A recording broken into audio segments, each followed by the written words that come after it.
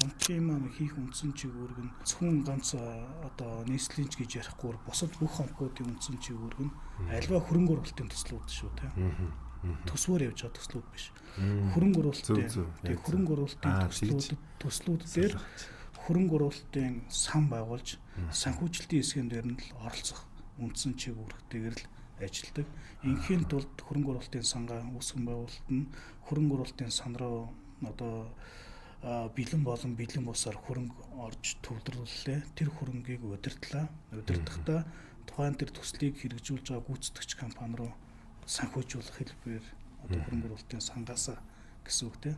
За ямар хэлбэрээр санхүүжүүлэх вэ гэхэлэр зүгээр шууд одоо кэшер буюу одоо бэлэн мөнгөөр ингээд нэг гэрээ хийгээд санхүүжүүлэхгүй. Өөрөө энэ одоо хуультай байгаа энэ хөрөнгө оруулалтын сангийн тухай хуулиараа санхүүгийн хэрэгслээр дамжуулж заавал санхүүжүүлнэ. Ингэж байгаа учир шалтгаан нь юу вэ гэхэлэр санхүүгийн хэрэгсэл гэдэг чинь нэгсэндээ хөрөнгөний зах зээлээр дамжуулж санхүүжүүлэх гэдэг байхгүй. Энэ өөрөө аль талдаа илүүсээ хариуцлагажуулж байгаа, эрсдлийг бууруулж байгаа нэг хэлбэр нь одоо гол хэлбэрнтэй. За Монголд хамгийн төв юм л одоо энэ санхүүгийн хэрэгсэл нь өөрөө бонд болж л хувьдаад байна.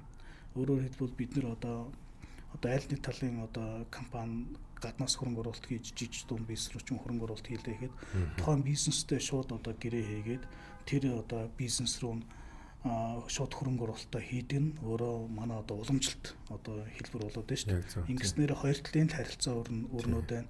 Эрсдэл нь ерөөсөө нэг одоо гүйцэтгэх захирлын гарын үсгээд тэр мөнгө зориултын босооч зарцуулалтыг үүсгэхгүй эсвэл ганц зориултын бос биш оновчгүй буруу одоо шийдрээ хөрөнгө оруулалт нь хийгдгийг ч үүсгэхгүй. Энэ маш одоо эрсдэлтэй хөрөнгө оруулалтын алхам болж байгаа байхгүй. Энэ эрсдлийг л бид нэр компанийн хувьд засаглалын хувьд зөв байлгахын үднээс дунд нь хөрөнгө оруулалтын сангал үүсгэн байгуулж байгаа. Үндсэн ерөөсөө чиглэл